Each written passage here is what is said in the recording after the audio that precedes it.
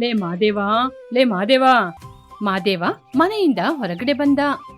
ಏನು ಹಾಗೆ ಸುಮ್ಮನೆ ಎತ್ತಿನ ಗಾಡಿಯಲ್ಲಿ ತಾಳೆ ಮರದ ಗ್ರಾಮ ತನಕ ಹೋಗಿ ಬರೋಣ? ತಾಳೆ ಮರದ ಗ್ರಾಮನ ಅದೆಲ್ಲಿದ್ಯ ಕಣೋ? ಮೊದಲು ಗಾಡಿ ಎತ್ತಿ ಬಾ, ಹೋಗುವ ದಾರಿಯಲ್ಲಿ ಹೇಳ್ಕೊಂಡೋಗ್ತೀನಿ. ತಂಗಿಗೆ ಹೇಳಿ ಬರ್ತೀನಿರೋ, ನಾನೇ ಕರಿತೀನಿರು. ಜ್ಯೋತಿ, ಜ್ಯೋತಿ ಹಾಗೆ ಅಂತ ಜ್ಯೋತಿಯನ್ನು ಕರೆದ. ಸುಧಾಕರನ ಹೆಂಡತಿ ಜ್ಯೋತಿ ಹೊರಗಡೆ ಬಂದ್ಲು. ಅಮ್ಮ ತಂಗಿ, ನಾವು ತಾಳೆ ಮರ ಗ್ರಾಮದ ಬಳಿ ಹೋಗಿ ಬರ್ತೀವಿ. ಸರಿ ಅಣ್ಣ, ಹೋಗಿ ಬನ್ನಿ. ಏನ್ರಿ, ನಮ್ಮ ಅಣ್ಣನ ಬಿಸ್ಲಲ್ಲಿ ಕೂರಿಸ್ಬೇಡಿ, ಮೊದ್ಲೇ ಬಿಸ್ಲು ತುಂಬಾ ಜಾಸ್ತಿ ಆಗ್ತಿದೆ. ಸರಿ ಅಮ್ಮ ಜ್ಯೋತಿ, 3 ಗಂಟೆಯಲ್ಲಿ ಕ್ಯಾರೆಟ್ಟಿನಾಗೆ ಇರುವ ನಿನ್ನ ಹಣ್ಣ ನಿಂಬೆ ಹಣ್ಣಿನ ಹಾಗೆ ಬದಲಾಗಲ್ಲ. ನೀನು ಚಿಂತೆ ಮಾಡಬೇಡ, ನೆರಳಲ್ಲೇ ಕೂರಿಸ್ತೀನಿ. ಜ್ಯೋತಿ ಮನೆಯೊಳಗೆ ಹೋದ್ಲು. ಸುಧಾಕರ್, ಮಾಧವ ತಾಳೆ ಮರದ ಗ್ರಾಮಕ್ಕೆ ಎತ್ತಿನ ಗಾಡಿಯಲ್ಲಿ ಹೋದ್ರು. ಹೌದು ಸುಧಾಕರು, ಈ ತಾಳೆ ಮರದ ಗ್ರಾಮದ ಕತೆ ಏನು? ಓ ಅದಾ, ನನಗೆ ಗೊತ್ತಿರುವ ಹಾಗೆ ಈ ಊರಿನ ಹೆಸರು ಮೈಲಾರಂಧ್ರ. ಇದು ಬೆಟ್ಟ ಪ್ರಾಂತ್ಯ ಆದ ಕಾರಣ ಇಲ್ಲಿ ನೀರಿಗೆ ತೊಂದರೆ ಜಾಸ್ತಿ. ಅದರಿಂದ ಅಲ್ಲಿ ಬೆಳೆ ಚೆನ್ನಾಗಿ ಬೆಳೆಯೋದಿಲ್ಲ ಅಂತ ಆ ಊರಿನವರು ವಲಸೆ ಹೋಗ್ಬಿಟ್ರಂತೆ. ಅದಕ್ಕೆ ಆ ಊರಿನ ದೊಡ್ಡ ಮನುಷ್ಯ ಎಲ್ಲ ಮರಗಳ ಜೊತೆಗೆ ತಾಳೆ ಮರವನ್ನು ಹೆಚ್ಚಾಗಿ ಬೆಳೆಸಿದ್ರಂತೆ. ಹೀಗೆ ಹೇಳ್ತಾ ಮುಂದಕ್ಕೆ ಹೋಗುವಾಗ ತಾಳೆ ಮರದ ಗ್ರಾಮ ಬೋರ್ಡ್ ಬಂತು. ಆ ಬೋರ್ಡ್ ಅನ್ನು ಕೂಡ ತಾಳೆ ಮರದಲ್ಲಿ ಹಾಕಿರುವುದನ್ನು ನೋಡಿ, ಅರೆ ವಾ, ತಾಳೆ ಮರದ ಗ್ರಾಮದ ಬೋರ್ಡ್ ಅನ್ನು ಕೂಡ ತಾಳೆ ಮರದಲ್ಲೇ ಹಾಕಿದ್ದಾರೆ. ಇಷ್ಟೊಂದು ಬುದ್ಧಿವಂತರು ಕಣ ಇವರು. ಇದು ಊರಿನವರ ಬುದ್ಧಿವಂತಿಕೆ ಅಲ್ಲ, ರಾಘವಯ್ಯನ ಬುದ್ಧಿವಂತಿಕೆ. ಹಾಗಾದ್ರೆ ಇನ್ನು ಮುಂದಕ್ಕೆ ತಾಳೆ ಮರಗಳೇ ಸಿಗುತ್ತೆ ಅಂತೀಯಾ? ತಾಳೆ ಮರ ಮಾತ್ರ ಅಲ್ಲ ಕಣೋ, ಎಲ್ಲ ವಿಧದ ಮರಗಳು ಸಿಗುತ್ತೆ. ಆ ಮರಗಳೇ ಇವಾಗ ಊರಿನವರಿಗೆ ಜೀವನೋಪಾಯ. ತಾಳೆ ಮರಗಳು ಜಾಸ್ತಿ ಇರುವುದರಿಂದ ಆ ಊರಿಗೆ ತಾಳೆ ಮರದ ಗ್ರಾಮ ಅಂತ ಹೆಸರು ಬಂದಿದ್ಯಾ? ಸುಧಾಕರ್ ಎತ್ತಿನ ಗಾಡಿಯನ್ನು ಮುಂದೆ ಓಡಿಸಿಕೊಂಡು ಅವರಿಬ್ಬರು ಸ್ವಲ್ಪ ಸಮಯದಲ್ಲೇ ಬೆಟ್ಟದ ಪ್ರಾಂತ್ಯಕ್ಕೆ ಇಬ್ಬರು ಬಂದ್ರು. ಆ ಗ್ರಾಮ ನೋಡ್ಲಿಕ್ಕೆ ತುಂಬಾ ಸುಂದರವಾಗಿತ್ತು. ಎಲ್ಲ ಕಡೆ ಮರಗಳಿತ್ತು. ಮಹಾದೇವಿಗೆ ಕೂಡ ಖುಷಿಯಾಯಿತು. ಏನೋ ಇದು ಬರೀ ಮರದ ಸಂತೆಯಾಗಿದೆ. ಮರದ ಸಂತೆನೆ ಕಣೋ, ಪ್ರತಿದಿನ ಹೀಗೇನೆ. ತಾಳೆ ಹಣ್ಣು, ತಾಳೆ ಮರ, ಈ ಬಿಸಿಲು ಕಾಲ ಬಂದ್ರು ಸಾಕು, ಈ ಊರಿನ ಜನರು ತಾಳೆ ಹಣ್ಣಿನ ವ್ಯಾಪಾರವನ್ನೇ ಮಾಡ್ತಾ ಇರ್ತಾರೆ. ಲೇ ಸುಧಾ, ನೀನು ಹೇಳುವಾಗ ನನ್ನಿಂದ ನಂಬಲು ಸಾಧ್ಯವಾಗ್ಲಿಲ್ಲ. ಆದ್ರೆ ಈ ಊರು ನೋಡ್ಲಿಕ್ಕೆ ತುಂಬಾ ಚೆನ್ನಾಗಿದೆ. ಹೀಗೆ ಮಾಧವ್ ಹೇಳ್ತಾ ಇರುವಾಗ, ಏನಪ್ಪ ಸುಧಾಕರು, ನೀನು ಹೇಳಿದ್ದ ನಿನ್ನ ಗೆಳೆಯ ಮಾದೇವ ಇವನೇನಾ? ಹೌದು ಅಣ್ಣವ್ರೆ, ಇವನು ಪಟ್ಟಣದಲ್ಲಿ ಕೆಲಸ ಮಾಡ್ತಾ ಇದ್ದಾನೆ. ಬಿಸಿಲು ಜಾಸ್ತಿ ಆಗಿರುವುದರಿಂದ 1 ವಾರ ಇದ್ದೋಗೋಣ ಅಂತ ಬಂದಿದ್ದಾನೆ. ಅದಕ್ಕೇನೆ ಈ ತಾಳೆ ಮರ ಗ್ರಾಮಕ್ಕೆ ಕರ್ಕೊಂಬಂದಿದ್ದೀನಿ. ಇವನ್ನ ಚೆನ್ನಾಗಿ ನೋಡ್ಕೊಳ್ಳಿ. ಮಾದೇವ, ಇನ್ ಮುಂದೆ ನನಗೆ ಕೂಡ ಗೆಳೆಯನೇ ತಮ್ಮ. ಇಲ್ಲಿ ನೋಡಪ್ಪ ಮಾದೇವ, ಇಲ್ಲಿ ತುಂಬಾ ತಂಪಾಗಿರುತ್ತೆ. ಈ ಎಣ್ಣೆಗೆ, ತಾಳೆ ಹಣ್ಣಿಗೆ ಯಾವ ರೀತಿಯ ತೊಂದರೆ ಕೂಡ ಈ ಊರಲ್ಲಿ ಇಲ್ಲ. ಎಷ್ಟೇ ಬಿಸಿಲು ಕಾಲದಲ್ಲಿ ಕೂಡ ನಾವೆಲ್ಲರೂ ಸಂತೋಷವಾಗಿ ಇಲ್ಲಿ ಜೀವನ ಮಾಡ್ತಾ ಇದ್ದೀವಿ. ಹೇಗಿದ್ರು ನಮ್ಮ ದೊಡ್ಡವರ ಆಲೋಚನೆ ತುಂಬಾ ಗ್ರೇಟೇ. ಬಾರೋ, ಒಂದು ತಾಳೆ ಹಣ್ಣನ್ನು ತಿನ್ನೋ, ತುಂಬಾ ಚೆನ್ನಾಗಿರುತ್ತೆ. ಸರಿ ಅಣ್ಣ, ನನಗೂ ಕೂಡ ಒಂದು ಹಣ್ಣು ಕೊಡಿ. ಅದಕ್ಕೇನಪ್ಪ, ಕಡ್ದು ಕೊಡ್ತೀನಿರು. ಹಾಗೆ ಅಂತ ಯಾದವಣ್ಣ ಒಂದು ಹಣ್ಣನ್ನು ಕಡ್ದು ಕೊಟ್ರು. ಸುಧಾಕರ್, ಮಾದೇವ್ ಇಬ್ಬರು ಸೇರ್ಕೊಂಡು ತಂಪಾಗಿರುವ ಜಾಗದಲ್ಲಿ ಕೂತ್ಕೊಂಡು ಹಳೆಯ ವಿಚಾರವನ್ನು ಮಾತಾಡ್ಕೊಂಡು ಹಣ್ಣನ್ನು ತಿಂತಾ ಇದ್ರು. ಲೇ ಸುಧಾ, ನಾವು ಸಣ್ಣ ವಯಸ್ಸಲ್ಲಿ ಬಿಸಿಲು ಕಾಲದಲ್ಲಿ ನದಿಗೆ ಈಜಕ್ಕೋದಾಗ ಮಾಸ್ಟ್ರಿಗೆ ಸಿಕ್ಕಾಕೊಂಡಿದ್ದು ಯೋಚನೆ ಇದೆಯಾ? ಯೋಚನೆ ಇಲ್ಲದೆ ಇರುತ್ತ ಕಣೋ. ನೀನೇ ತಾನೇ ಸಿಕ್ಕಾಕೊಂಡೆ, ನಾನು ತಪ್ಪಿಸ್ಕೊಂಡೆ ಅಲ್ವಾ? ಹಬ್ಬ, ಆವಾಗ್ಲೇ ಗೊತ್ತಾಯ್ತು ನೀನು ದೊಡ್ಡ ಬುದ್ಧಿವಂತ ಅಂತ. ಏನ್ರೋ, ತಾಳೆ ಹಣ್ಣು ತಿಂತ ತಿಂತ ಹಳೆಯ ಸಿಹಿಯಾದ ನೆನಪುಗಳೆಲ್ಲ ನೆನಪಿಗೆ ಬರ್ತಾ ಇದೀಯಾ?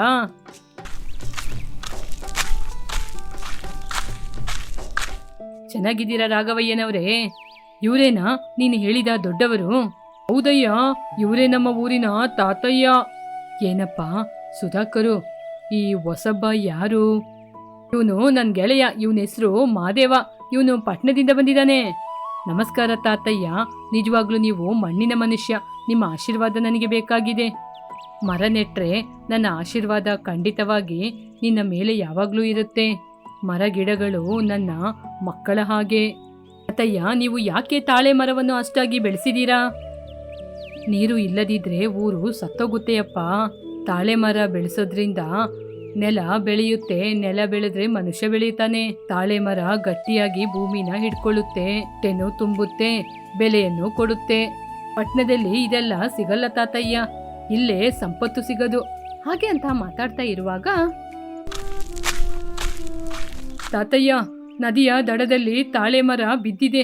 ಬೇರು ಬಿಸಿಲಿಗೆ ಕತ್ತಿ ಉರಿತಾ ಇದೆ. ಹೋಗಿ ಆ ಬೇರಿಗೆ ಬಿಸಿ ಆಗದ ರೀತಿ ಮಣ್ಣಾಕಿ ಬನ್ನಿ ಹೋಗೋಣ. ರಾಘವಯ್ಯ ಕೂಡ ಚಿನ್ನಯ್ಯನ ಜೊತೆಗೆ ಹೊರಟು ಹೋದ್ರು. ಸಮಯವನ್ನು ವ್ಯರ್ಥ ಮಾಡದೆ ಸುಧಾಕರ್ ಮಾದೇವು ಕೂಡ ಹೊರಟ್ರು. ತಾಳೆ ಮರದ ಬೇರು ಕಾಣದ ಹಾಗೆ ಮಣ್ಣನ್ನು ಮುಚ್ಚಿದ್ರು. ಇಷ್ಟೊಂದು ಕಷ್ಟಪಟ್ಟು ಮರನ ಕಾಪಾಡ್ತೀರಾ? ಮರನೇ ಇಷ್ಟು ದಿನ ನಮ್ಮನ್ನ ಕಾಪಾಡ್ತಿರೋದಪ್ಪ. ನೋಡ್ದಪ್ಪ, ಇದೇ ನಮ್ಮ ಊರಿನ ಬಲ. ಒಂದು ಮರ ಬಾಡಿ ಹೋದ್ರೆ ಒಬ್ಬ ಮನುಷ್ಯ ಬಿದ್ದೋದ ಹಾಗೇನೆ. ಹೌದಾ, ನಾನು ಪಟ್ಟಣಕ್ಕೆ ಹೋದ್ರೂ ಕೂಡ ಇಲ್ಲಿಯ ಜನರ ಬಗ್ಗೆ ಎಲ್ರಿಗೂ ಹೇಳ್ತೀನಿ. ಕಂಪನಿಯಲ್ಲಿ ಫ್ರೀ ಪ್ರಾಜೆಕ್ಟ್ನ ಎಬ್ಬಿಸ್ತೀನಿ. ಇಲ್ಲಿ ತಾಳೆ ಹಣ್ಣಿನ ಉತ್ಪತ್ತಿಗೋಸ್ಕರ ನಾನು ಕಷ್ಟಪಡ್ತೀನಿ. ಲೇ, ನೀನೇ ಕಣೋ ನನಗೆ ನಿಜವಾದ ಗೆಳೆಯ. ಇಲ್ಲಿ ನೋಡಪ್ಪ, ಮರ ಬೆಳೆದ್ರೆ ನೆರಳು ಕೊಡುತ್ತೆ, ಒಳ್ಳೆ ಕೆಲಸ ಮಾಡಿದ್ರೆ ಒಳ್ಳೆ ಹೆಸರು ತಂದು ಕೊಡುತ್ತೆ. ಕತ್ತಲು ಆಗ್ತಾ ಆಗ್ತಾ ಮತ್ತೆ ಎತ್ತಿನ ಗಾಡಿ ಅವರ ಊರಿನ ಕಡೆಗೆ ಹೋಯಿತು. ಮಾದೇವನ ಹೃದಯ ಮಾತ್ರ ತಾಳೆ ಮರದ ಗ್ರಾಮದಲ್ಲೇ ಉಳಿಯಿತು. ಲೇ ಸುಧಾ, ಮುಂದಿನ ವರ್ಷ ಮತ್ತೆ ಬರ್ತೀನಿ ಕಣೋ. ತಾಳೆ ಹಣ್ಣು ನಿನಗೋಸ್ಕರ ಸಿದ್ಧವಾಗಿರುತ್ತೆ. ತುಂಬಾ ಸಮಯದ ನಂತರ ಇಬ್ಬರು ಮನೆಗೆ ಬಂದ್ರು. ಬಂದ್ರಾ? ಸರಿ ಸರಿ, ಹೋಗಿ ಕೈಕಾಲ್ ಮುಖನ ತೊಳ್ಕೊಂಬನ್ನಿ. ಹೋಗಿ ಹೋಗಿ. ಮರುದಿನ ರಾಘು ಕೈಯಲ್ಲಿ 1,00,000 ರೂಪಾಯಿಯನ್ನು ಇಟ್ಕೊಂಡು, ಲೇ ಸುಧಾ, ಈ ಹಣ ತಗೊಳ್ಳೋ. ಇಷ್ಟೊಂದು ಹಣ ನನಗೆ ಯಾಕೋ? ಒಬ್ಬ ರೈತನಾಗಿ ನೀ ಎಷ್ಟು ಕಷ್ಟದಲ್ಲಿದ್ದೀಯ ಅಂತ ನನಗ್ ಗೊತ್ತು. ನಮ್ಮ ಸ್ನೇಹಕ್ಕೋಸ್ಕರ ಸಾಲದವರು ಮನೆಗೆ ಬಂದಾಗ ನನ್ನ ಗೆಳೆಯ ಮನೆಗೆ ಬಂದಿದ್ದಾನೆ ಬರಬೇಡಿ ಅಂತ ನೀನು ತಡೆದಿದ್ದು ನಾನು ನೋಡ್ದೆ ಕಣೋ. ಬೇಡ ಕಣೋ, ಈ ಹಣವನ್ನು ಕೊಟ್ಟು ನಮ್ಮ ಸಂಬಂಧವನ್ನು, ಲೇ, ಎಷ್ಟು ದೊಡ್ಡ ತಡೆ ಬಂದ್ರೂ ನಮ್ಮ ಸಂಬಂಧನ ಏನು ಮಾಡಕ್ಕಾಗಲ್ಲ. ಏನಮ್ಮ ಜ್ಯೋತಿ, ನನ್ನ ಅಣ್ಣ ಅಂತ ಕರೆದಿದ್ದು ಮನಸಾರೆ ಅಂತ ನಾನು ಇಷ್ಟು ವರ್ಷ ತಿಳ್ಕೊಂಡಿದ್ದೆ. ಅದು ಬರೀ ಬಾಯಿ ಮಾತು ಅಂತ ನನಗೆ ಇವಾಗ್ಲೇ ಅರ್ಥ ಆಗಿದ್ದು. ಅಣ್ಣ, ಅವರು ಸಾಲ ಮಾಡಿದ್ದಾರೆ ಅಂತ ನಿಮ್ ಜೊತೆ ಹೇಳಿ ಸಾಲನ ತಗೊಳ್ಳಿ ಅಂತ ಹೇಳಿದೆ. ಆದ್ರೆ ಅವ್ರು ನನ್ನ ಮಾತು ಕೇಳಲಿಲ್ಲ. ನನ್ನ ಏನ್ ಮಾಡಿ ಅಂತೀರಾ? ಸುಧಾಕರ್ ಏನು ಮಾತನಾಡದೆ ಮಾಧವ್ ಕೈಯಿಂದ ಹಣವನ್ನು ಪಡೆದುಕೊಂಡ. ಕಟ್ಬೇಕಾದ ಜಾಗದಲ್ಲಿ ಕಟ್ಟಿದ. ನೀವು ಕೂಡ ಇದೇ ಗ್ರಾಮದಲ್ಲಿ ಏನಾದ್ರೂ ಬೆಳೆದಿದ್ದೀರಾ? ನಿಮ್ಮ ಊರಲ್ಲೂ ತಾಳೆ ಮರ, ತಾಳೆ ಹಣ್ಣನ್ನು ತಿಂದಿದ ನೆನಪುಗಳು ನಿಮ್ಮ ಬಳಿ ಇದೆಯಾ? ಹಾಗಾದ್ರೆ ಕಮೆಂಟ್ ರೂಪದಲ್ಲಿ ನಿಮ್ಮ ಕಮೆಂಟ್ನ ನಮ್ಮ ಜೊತೆ ಹಂಚಿಕೊಳ್ಳಿ. ಗೋದಾವರಿಯ ಬಳಿ ಇರುವ ಒಂದು ಸಣ್ಣ ಗ್ರಾಮಕ್ಕೆ ಧರ್ಮಯ್ಯನೇ ದೊಡ್ಡ ದಿಕ್ಕಾಗಿದ್ರು. ಆದ್ರೆ ಧರ್ಮಯ್ಯ ಮನೆಯಲ್ಲಿ ಕೂತ್ಕೊಂಡು ರಾತ್ರಿಯಿಂದ ಕಾಣೆಯಾಗಿರುವ ಅವರ ಹೆಂಡತಿಯ ಬಗ್ಗೆ ಆಲೋಚನೆ ಮಾಡಿಕೊಂಡು ಗೊಂದಲದಲ್ಲಿದ್ರು. ನನಗೆ ಹೇಳದೆ ಮನೆಯ ಬಾಗಿಲು ಕೂಡ ದಾಟದಿರುವ ನನ್ನ ಹೆಂಡತಿ ಭೂದೇವಿ ಇವಾಗ ಎಲ್ಲಿಗೋದ್ಲು? ರಾತ್ರಿ ಊಟ ಮಾಡುವ ಸಮಯದಲ್ಲಿ ಜಗಳ ಆದ ಸಮಯದಿಂದ ನನ್ನ ಹೆಂಡತಿ ಎಲ್ಲಿ ಹೋದ್ಲು ಅಂತ ಗೊತ್ತಾಗ್ತಿಲ್ವೇ? ಅವಳು ಎಲ್ಲಿಗೋಗಿರ್ತಾಳೆ? ಇವಾಗ ಯಾರನ್ನ ಕೇಳೋದು? ಊರಲ್ಲಿ ಯಾರ ಜೊತೆ ಆದ್ರೂ ಹೋಗಿರ್ತಾಳ? ಛೆಛೆ, ಹಾಗೆಲ್ಲ ಹೋಗೋದಿಲ್ಲ. ಇಲ್ಲಿ ಯಾರ ಜೊತೆ ಆದ್ರೂ ಕೇಳೋಣ ಅಂದ್ರೆ ಊರಿನ ಧರ್ಮಯ್ಯನ ಹೆಂಡತಿ ಎಲ್ಲೋ ಹೋಗ್ಬಿಟ್ಲು ಅಂತ ನನಗೇನೆ ತುಂಬಾ ಕೇವಲ ಆಗುತ್ತೆ. ಒಂದು ಕೆಲಸ ಮಾಡ್ತೀನಿ, ನಿಧಾನವಾಗಿ ಊರೊಳಗೆ ಹೋಗಿ ಯಾರಿಗೂ ತಿಳಿಯದ ಹಾಗೆ ನೋಡ್ಕೊಂಡ್ ಬರ್ತೀನಿ. ಹಾಗೆ ಅನ್ಕೊಂಡು ಊರೊಳಗೆ ಹೋದ್ರು ಧರ್ಮಯ್ಯ. ಊರೊಳಗೆ ಯಾರ ಅಂಗಳದಲ್ಲಿಯೂ ನೀರಿರ್ಲಿಲ್ಲ, ರಂಗೋಲಿ ಇರ್ಲಿಲ್ಲ, ಊರಲ್ಲಿ ಹೆಂಗಸ್ರೇ ಇರ್ಲಿಲ್ಲ. ಧರ್ಮಯ್ಯನ ಮನಸ್ಸಿಗೆ ಏನೋ ಒಂಥರ ಆಯ್ತು. ಧರ್ಮಯ್ಯನಿಗೆ ಆ ಊರಿನ ಆಲದ ಮರದತ್ರ ಸ್ವಲ್ಪ ಗಂಡಸರನ್ನು ನೋಡಿದ್ರು. ಅವರ ಬಳಿಗೆ ಹೋಗ್ತಾ ಇದ್ದಂಗೆ ಅವರು ಮಾತನಾಡುವ ಮಾತೆಲ್ಲ ಕೇಳಿಸ್ತಾ ಇತ್ತು. ಏನೋ ಗೋವಿಂದು, ಹೆಂಗಸರು ಕಾಣದೆ ಹೋಗೋದು ಕೂಡ ದೊಡ್ಡ ವಿಚಾರವೇ ಅಲ್ವಾ? ಗಂಡಸರ ನಮ್ಮ ಮುಂದೆ ಅವರ ಆಟ ಆಗುತ್ತಾ? ಹೌದು ಕಣೋ, ನೀನು ಹೇಳೋದೇನೋ ನಿಜಾನೇ. ನನ್ನ ಹೆಂಡತಿ ಕೂಡ ಬೆಳಿಗ್ಗೆ ಎದ್ದಾಗಿನಿಂದ ಕಾಣ್ತಾನೇ ಇಲ್ಲ. ಅದಕ್ಕಿಂತ ನಾನೇನಾದರೂ ಬೇಜಾರಲ್ಲಿದ್ದೀನಾ? ಇಲ್ವಲ್ಲ, ನಾನು ಸಂತೋಷವಾಗೇ ಇದ್ದೀನಿ. ಮನೆಯಲ್ಲಿ ಹೆಂಗಸರು ಇಲ್ಲದಿದ್ರೆ ನಾವು ಸಂತೋಷವಾಗಿರ್ಬೋದು ಕಣೋ. ನೀನು ಸುಮ್ಮನಿರೋ. ಮನೆಯಲ್ಲಿ ಹೆಂಡತಿ ಕಾಣದೆ ಹೋದ್ರೆ ನಿಂಗೆ ಸಂತೋಷನಾ? ಅವರಿಗೆ ಏನಾಯ್ತು ಏನು ಅಂತ ತಿಳ್ಕೊಳ್ಳೋಕ್ಕೆ ಕೂಡ ಏನು ಅನ್ಸಲ್ವ ನಿಂಗೆ? ಒಂದು ಹೆಂಗಸು ಮನೆಯಲ್ಲಿ ಕಾಣ್ತಾ ಇಲ್ಲ ಅಂದ್ರೆ ಅದು ಅವರ ಮನೆ ಜಗಳ. ಊರಲ್ಲಿ ಯಾರ ಹೆಂಡತಿಯು ಕಾಣ್ತಾ ಇಲ್ಲ ಅಂದ್ರೆ ಏನೋ ಅರ್ಥ? ಊರಲ್ಲಿರುವ ಧರ್ಮಯ್ಯನ ಮನೆಗೆ ಹೋಗಿ ಊರಿನ ಹೆಂಗಸರು ಯಾರು ಕಾಣ್ತಾ ಇಲ್ಲ ಅಂತ ಹೇಳೋಣ. ಹೀಗೆ ಅನ್ಕೊಳ್ತಾ ಇರುವಾಗ ಧರ್ಮಯ್ಯ ಅವರ ಮುಂದೆ ಬಂದ್ರು. ಏನೋ, ಏನ್ ಮಾಡ್ತಾ ಇದ್ದೀರಾ ಈ ಜಾಗದಲ್ಲಿ? ನಾನಿಲ್ದೇನೆ ಏನಾದ್ರೂ ಪಂಚಾಯಿತಿ ಆರಂಭಿಸಿದ್ದೀರಾ ಏನೋ? ಅಯ್ಯೋ ಅಯ್ಯ, ಹಾಗೆಲ್ಲ ಏನೂ ಇಲ್ಲ. ಊರೊಳಗೆ ಯಾರ ಮನೆಯಲ್ಲೂ ಮನೆಯ ಹೆಂಗಸರೇ ಕಾಣ್ತಾ ಇಲ್ಲ. ಆ ವಿಚಾರವನ್ನು ನಿಮಗೆ ಹೇಳೋಣ ಅಂತಲೇ ನಾವೆಲ್ಲ ಇವಾಗ ಹೊರಟಿರೋದು. ಏನು, ಊರೊಳಗೆ ಯಾರ ಮನೆಯಲ್ಲೂ ಹೆಂಗಸರಿಲ್ವಾ? ಏನಿದು? ಮನೆಯನ್ನು ದಾಟಿ ಎಲ್ಲಿಗೂ ಹೋಗದಿರುವ ಹೆಂಗಸರು ಇವಾಗ ಊರಲ್ಲಿ ಇಲ್ಲ ಅಂದರೆ ಎಲ್ಲಿಗೋಗಿರ್ಬೋದು?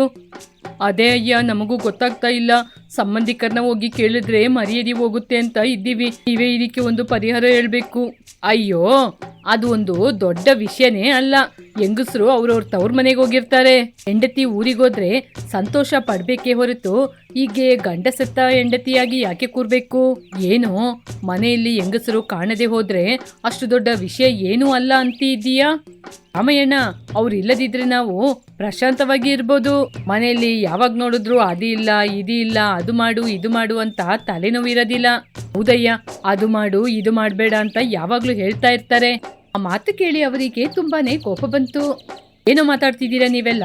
ಹೆಂಡತಿಯರು ಕಾಣದೆ ಹೋದ್ರೆ ಸಂಭ್ರಮ ಮಾಡುವ ವಿಚಾರನ ಇದು? ಮನಸ್ಸಾಕ್ಷಿ ಇರ್ಬೇಕು ಕಣೋ. ಅಯ್ಯ, ಇದ್ರಲ್ಲಿ ಅಷ್ಟು ದೊಡ್ಡ ಕಷ್ಟ ಏನಿದೆ? ಅಡಿಗೆ ಮಾಡೋದು, ಪಾತ್ರೆ ತೊಳೆಯೋದು, ಬಟ್ಟೆ ಒಗೆಯೋದು, ಇದು ಎಲ್ಲವೂ ಚಿಕ್ಕ ಕೆಲಸ ತಾನೇ. ಸರಿ, ನಿಮ್ಮ ಮಾತು ನಿಜವಾದ್ರೆ ನಾಳೆ ಸಂಜೆ ತನಕ ಹೀಗೇನೆ ನೀವೆಲ್ಲರೂ ನಗ್ನಗ್ತಾ ಇರಿ. ಇವಾಗ ನಾನು ಏನು ಹೇಳೋದಿಲ್ಲ, ಆದ್ರೆ ಹೆಂಡತಿಯ ಬೆಲೆ ಗೊತ್ತಾದವರೆಲ್ಲ ಅವರ ಸಂಬಂಧಿಕರಿಗೆ ಫೋನ್ ಮಾಡಿ ಅಥವಾ ಅವರ ಮನೆಗೆ ಹೋಗಿ ವಿಷಯ ತಿಳ್ಕೊಳ್ಳಿ ಅಷ್ಟೇ ಅಂತ ಹೇಳಿದ್ರು. ಹೀಗೆ ಅಲ್ಲಿಂದ ಎಲ್ಲರೂ ಹೊರಟು ಹೋದ್ರು. ಸುಧಾಕರ್ ಒಲೆಯಲ್ಲಿ ಅನ್ನ ಮಾಡ್ತಾ ಇದ್ದ. ಅನ್ನದಲ್ಲಿರುವ ನೀರೆಲ್ಲ ಖಾಲಿಯಾಗಿ ಅಡಿ ಹಿಡಿತಾ ಇತ್ತು. ಸುಧಾಕರ್ ಆ ಪಾತ್ರೆಯನ್ನು ಹಿಡಿಬೇಕು ಅಂತ ಹತ್ತಿರ ಹೋದ. ಅವನ ಕೈ ಬಿಸಿಯಾಗೋಯ್ತು. ಜ್ಯೋತಿ ಜ್ಯೋತಿ, ಕೈ ಸುಟ್ಟೋಯ್ತು, ಕೊಬ್ಬರಿ ಎಣ್ಣೆ ತಗೊಂಬಾ. ಹೀಗೆ ಅಂತ ಅವನು ಜೋರಾಗಿ ಕಿರ್ಚಾಡಿದ್ರು. ಸ್ವಲ್ಪ ಸಮಯದ ನಂತರ ಜ್ಯೋತಿ ಮನೆಯಲ್ಲಿಲ್ಲ ಅನ್ನೋದನ್ನ ತಿಳ್ಕೊಂಡ. ಆವಾಗ ಸುಧಾಕರ್ ಜ್ಯೋತಿಗೂ ಇದೇ ರೀತಿ ಕೈ ಸುಟ್ಟೋದ ನೆನಪು ಅವನಿಗೆ ಬಂತು. ಸುಧಾಕರ್ ಕೆಲಸವನ್ನು ಮುಗಿಸಿಕೊಂಡು ಮನೆಗೆ ಬಂದಾಗ ಜ್ಯೋತಿ ಕೈ ಸುಟ್ಕೊಂಡು ಮನೆಯ ಅಂಗಳದಲ್ಲಿ ಕೂತ್ಕೊಂಡಿದ್ಲು. ಜ್ಯೋತಿ, ಊಟ ಕೊಡ್ತೀಯಾ? ತುಂಬಾ ಹಸಿವಾಗ್ತಾ ಇದೆ. ರೀ, ನಾನು ಅನ್ನ ಬಸಿಯೊತ್ತಿಗೆ ಕೈ ಸುಟ್ಕೊಂಡೆ, ನೀವೇ ಹಾಕೊಂಡ್ ತಿನ್ರಿ. ಏನಾದ್ರೂ ಒಂದು ಕಾರಣ ಹೇಳಿ ತಪ್ಪಿಸ್ಕೋತೀಯಾ? ಪ್ರತಿದಿನ ಮಾಡುವ ಕೆಲಸ ತಾನೆ, ಅದ್ ಹೇಗೆ ಕೈ ಸುಟ್ಟೋಗೋದು? ಏನ್ರಿ ನೀವು ಪ್ರತಿದಿನ ಕೈ ಸುಟ್ಕೊಳ್ಳುವ ಹಾಗೆ ಮಾತಾಡ್ತೀರಾ? ನೀವು ಮನೇಲಿರುವ ಪಾತ್ರೆನ ಈಚೆಗೆ ಇಟ್ಟಿರ್ತೀರಾ? ಮನೆ ಕೆಲ್ಸ, ಅಡಿಗೆ ಕೆಲ್ಸ ನೀವು ಅನ್ಕೊಂಡಿರುವ ಹಾಗೆ ಸುಲಭ ಅಂತ ತಿಳ್ಕೊಂಡಿದ್ದೀರಾ? ಒಂದು ದಿನ ಆದ್ರೆ ನನಗೆ ಅಡಿಗೆ ಕೆಲಸದಲ್ಲಿ ಸಹಾಯ ಮಾಡಿದ್ರೆ ಗೊತ್ತಾಗ್ತಾ ಇತ್ತು. ನೀವು ಹೊಲಕ್ಕೆ ಹೋಗಿ ಕಷ್ಟಪಟ್ಟು ಕೆಲಸ ಮಾಡುವಾಗ ಮಾತ್ರ ನಿಮ್ಮ ಸಹಾಯಕ್ಕೆ ನನ್ನ ಕರೆಸ್ಕೊಂಡು ಎಲ್ಲ ಕೆಲಸ ನನ್ನ ಕೈಯಿಂದ ಮಾಡಿಸ್ಕೊಳ್ಳೋದಿಲ್ವಾ? ಏನು ಮಾತಿಗೆ ಮಾತು ಮಾತಾಡ್ತಾ ಇದ್ದೀಯಾ? ಈ ಮನೆಯಲ್ಲಿ ಊಟ ತಿನ್ಕೊಂಡು ಬಿದ್ದಿರುವ ನಾಯಿ ರೀತಿ ಬಿದ್ದಿದ್ರೆ ಬೀಳು. ಅದು ಬಿಟ್ಬಿಟ್ಟು ಜಾಸ್ತಿ ಮಾತಾಡಿದ್ರೆ ಆಮೇಲೆ ನಿನ್ನ ಮನೆ ಬಿಟ್ಟು ಹೊರಗೆ ಕಳಿಸ್ಬಿಡ್ತೀನಿ, ಹೋಗು. ಸುಧಾಕರನನ್ನು ಯಾರಿಂದಲೂ ಏನು ಮಾಡೋಕ್ಕಾಗಲ್ಲ ಹಾಗೆ ಅಂತ ಹೇಳಿ ಅಲ್ಲಿಂದ ಹೊರಟು ಹೋದ. ಹೀಗೆ ಒಂದು ದಿನ ನಡೆದ ವಿಚಾರವನ್ನು ಜ್ಞಾಪಕ ಮಾಡ್ಕೊಂಡ ಸುಧಾಕರ್. ಆದ್ರೆ ಇವಾಗ ಸುಧಾಕರನ ಕೈ ಸುಟ್ಟೋಗಿ ಕೆಂಪಾಗಿತ್ತು. ಊಟ ಮಾಡೋಣ ಅಂದ್ರೆ ಊಟ ಕೂಡ ಸೀದೋಗಿದೆ. ಇದು ನನ್ನಿಂದ ಆಗದಿರುವ ಕೆಲಸ. ಗೋಪಾಲ ಏನಾದ್ರೂ ಅಡಿಗೆ ಮಾಡಿದಾನ ಅಂತ ಹೋಗಿ ಊಟ ಮಾಡ್ಕೊಂಡ್ಬರ್ತೀನಿ. ಗೋಪಾಲಂ ಹೊರಗಡೆ ಕೂತಿದ್ದ. ಸುಧಾಕರ್ ಗೋಪಾಲನ ಬಳಿ ಹೋದ. ಏನೋ ಹೀಗೆ ತುಂಬಾ ಸುಸ್ತಾಗಿ ಹೊರಗಡೆ ಕೂತಿದೀಯಾ? ಅಂತ ಕೆಲ್ಸ ಏನೋ ಮಾಡ್ದೆ? ಅಯ್ಯೋ, ನನ್ನಿಂದ ಈ ನೀರೆಲ್ಲ ಎತ್ತಕ್ಕಾಗಲ್ಲಪ್ಪ. ಏನು, ನೀರೆತ್ತಕ್ಕೋಗಿ ಇಷ್ಟೊಂದು ಆಯಾಸ ಪಡ್ತಾ ಇದೀಯಾ? ಕರ್ಣಣ್ಣನ ಬಾವಿಯಿಂದ ಅಬ್ಬ ಈ 4 ಬಿಂದಿಗೆ ನೀರು ತರಷ್ಟ್ರಲ್ಲಿ ನನ್ನ ಪ್ರಾಣನೇ ಓದಂಗಾಯ್ತೋಗು. ಆದ್ರೆ ರಾಧಾ ಮನೆಗೆ ಬೇಕಾದ ಅಷ್ಟೊಂದು ನೀರನ್ನ ಕೊಡ್ತಾಳೆ. ನೆನೆ ಸ್ನಾನಕ್ಕೆ ನೀರಿಲ್ಲ ಅಂತ ರಾಧನ ಬೈದ್ಬಿಟ್ಟೆ ಕಣೋ. ಆವಾಗಿಂದನೇ ರಾಧಾ ತುಂಬಾ ಬೇಜಾರಲ್ಲಿದ್ಲು ಕಣೋ. ನಾನು ಅವಳನ್ನ ಆ ರೀತಿ ಬೈಬಾರ್ದಾಗಿತ್ತು ಕಣೋ. ಹಸುಗಳಿಗೆ ಸ್ವಲ್ಪ ಹುಲ್ಲಾಕ್ತೀರಾ? ನನ್ಗೆ ಯಾಕೋ ತುಂಬಾ ಸುಸ್ತಾಗ್ತಾ ಇದೆ. ಅದು ಇಲ್ಲದೆ ನಾಳೆ ಪೂಜೆ ಇದೆ ಅಲ್ವಾ, ಅದಕ್ಕೋಸ್ಕರ ನೀರು ತಂದು ಮನೆಯೆಲ್ಲ ಶುದ್ಧ ಮಾಡಬೇಕು. ನೀರು ಎತ್ಕೊಂಡು ಬಂದು ಬಂದು ಕೈಯೆಲ್ಲ ನೋವಾಗ್ತಿದ್ದೀರಿ. ನಿನ್ ಕಣ್ಣಿಗೆ ಸ್ವಲ್ಪ ಹೊತ್ತು ನಾನು ಸುಮ್ಮನಿದ್ರೆ ಸಾಕು ಕಣೆ, ಏನಾದರೂ ಒಂದು ಕೆಲಸ ಹೇಳ್ತಾ ಇರ್ತೀಯ. ಏನೇ ರಾಧಾ, 2-3 ಬಿಂದಿಗೆ ನೀರು ತಂದಿದ್ದಕ್ಕೇನೆ ನಿನಗೆ ಕೈಕಾಲು ಭುಜ ಎಲ್ಲ ನೋವಾಗ್ಬಿಡ್ತಾ? ಯಾಕೆ ಅಷ್ಟು ಸುಳ್ಳು ಹೇಳ್ತೀಯ? ಹೌದು ರೀ, ನೀವು ಯಾವತ್ತಾದ್ರೂ ನನ್ನ ಅರ್ಥ ಮಾಡ್ಕೊಂಡಿದ್ದೀರಾ? ಇವಾಗ ಅರ್ಥ ಮಾಡ್ಕೊಳಕ್ಕೆ ನನ್ನ ಕಷ್ಟ ಏನಿದೆಯೋ ನಾನೇ ನೋಡ್ಕೋತೀನಿ. ಏನೇ ಯಾವಾಗ ನೋಡಿದ್ರು ನಿಂದೇ ಗೋಳು. ಮನೆ ವ್ಯವಹಾರ ಎಲ್ಲ ಇವಳೇ ಮಾಡಂಗೆ ದೊಡ್ಡ ಜೋರಿ ಉಳ್ದು. ನಾನು ಆ ಕೆಲಸ ಮಾಡಿದೆ, ಈ ಕೆಲಸ ಮಾಡಿದೆ, ಹೊರಗಡೆಯಿಂದ ನೀರು ತಂದು ಅಡಿಗೆ ಮಾಡೋದೆಲ್ಲ ದೊಡ್ಡ ಕೆಲಸನಾ? ಸರಿ ರೀ, ಎಲ್ಲ ಕೆಲಸನ ನೀವೇ ಮಾಡ್ಕೊಳ್ಳಿ, ನಾನು ಎಲ್ಲಿಗಾದ್ರೂ ಹೊರಟೋಗ್ತೀನಿ. ಏನ್ ರಾಧಾ, ನೀನು ಹೋಗ್ತೀನಿ ಅಂದ ತಕ್ಷಣ ನಾನು ಭಯಪಡ್ತಿದ್ದೀನಿ ಅಂತನಾ? ಅದೆಲ್ಲ ಏನೂ ಇಲ್ಲ. ನೀನು ಎಲ್ಲಿಗೆ ಹೋಗ್ಬೇಕೋ ಹೋಗು, ಹೋಗೆ. ನಡೆದ ವಿಚಾರವನ್ನು ಆಲೋಚನೆ ಮಾಡ್ಕೊಂಡು ಗೋಪಾಲ ಬೇಜಾರು ಮಾಡ್ಕೊಂಡಿದ್ದ. ನಾನು ರಾಧನ ಬೇಜಾರಾಗಂಗೆ ಮಾತಾಡ್ಬಿಟ್ಟೆ ಕಣೋ. ಹಾಗೆ ಮಾತನಾಡಬಾರ್ದಾಗಿತ್ತು. ಆವಾಗ ನನಗೆ ಅವಳ ಬೆಲೆ ಗೊತ್ತಾಗ್ಲಿಲ್ಲ. ಅವಳ ಬೆಲೆ ನನಗೆ ಗೊತ್ತಾಗುವ ಸಮಯದಲ್ಲಿ ಅವಳು ಎಲ್ಲಿದ್ದಾಳೆ ಅಂತ ಇವಾಗ ಗೊತ್ತಾಗ್ತಾ ಇಲ್ಲ. ಇನ್ನು ಧರ್ಮಯ್ಯ, ನನ್ನ ಭೂದೇವಿಗೆ ನನ್ನ ಮನ್ಸಿಗೆ ಗೊತ್ತಿದ್ದು ಯಾವತ್ತೂ ಯಾವ ಕಷ್ಟನೂ ಕೊಟ್ಟಿಲ್ಲ. ಅವರಿಗೆ ಏನ್ ಮಾತು ಹೇಳಿದ ಹಾಗೆ ಕೂಡ ನೆನಪಿಲ್ಲ. ಆದ್ರೆ ಅವಳು ನನ್ನ ಜೊತೆ ಹೇಳ್ದೆ ಕೇಳ್ದೆ ಎಲ್ಲಿಗೋಗಿರ್ತಾಳೆ? ಹಾಗಾದ್ರೆ ಅವಳ ಮನ್ಸಿಗೆ ಬೇಜಾರಾಗುವ ರೀತಿ ನನಗೆ ಗೊತ್ತಿಲ್ದೇನೆ ನಾನು ಮಾಡಿದ್ದೀನಿ. ಇಷ್ಟಕ್ಕೂ ಅವಳು ಎಲ್ಲಿದ್ದಾಳೆ, ಏನ್ ಮಾಡ್ತಿದ್ದಾಳೆ ಅಂತ ವಿಷಯನ ತಿಳ್ಕೊಂಡು ನಾನು ಮಾಡಿದ ತಪ್ಪಿಗೆ ಅವಳ ಜೊತೆ ಕ್ಷಮೆ ಕೇಳಬೇಕು. ಹಾಗೆ ಅಂದುಕೊಂಡು ಮನೆಯಿಂದ ಸ್ವಲ್ಪ ದೂರದಿಂದ ಹೊರಟು ಬರ್ತಾ ಇರುವಾಗ ಸುಧಾಕರ್, ಚಲಪತಿ, ಗೋಪಾಲನನ್ನು ನೋಡಿ ಅವರ ಬಳಿ ಬಂದ್ರು ಧರ್ಮಯ್ಯ. ಏನು 3 ಜನ ಚೆನ್ನಾಗಿ ಹಬ್ಬ ಮಾಡಿದ್ರಾ? ಆ ಮಾತು ಕೇಳಿ ಆ 3 ಜನರು ದುಃಖಪಟ್ರು. ಕೇಳ್ತಾ ಇದ್ರೆ ತಲೆ ತಗ್ಗಿಸಿ ನಿಂತಿದ್ದೀರಾ? ಹೇಳಿ, ಮನೆಯಲ್ಲಿ ಹೆಂಡತಿ ಇಲ್ಲದಿದ್ರೆ ಹಬ್ಬ ಮಾಡ್ತೀವಿ ಅಂದ್ರಿ, ಹೇಳಿ ಇಷ್ಟಕ್ಕೂ ಯಾವ ಹಬ್ಬ ಮಾಡಿದ್ರಿ? ತಪ್ಪು ಏನು ಅಂತ ತಿಳ್ಕೊಂಡ ಧರ್ಮಯ್ಯನವ್ರೆ, ಒಂದು ದಿನ ಅವ್ರು ಇಲ್ಲದಿದ್ರೇನೆ ನಮ್ಮ ಹೊಟ್ಟೆನೆ ಒಣಗೋಗುತ್ತೆ. ಅವರು ಇಲ್ಲದಿದ್ರೆ ನಮ್ಮ ಕೈಯಲ್ಲಿ ಯಾವ ಕೆಲಸನೂ ಆಗೋದಿಲ್ಲ. ಆ ಕಷ್ಟ ಏನು ಅಂತ ಇವಾಗ ನಾನು ತಿಳ್ಕೊಂಡೆ.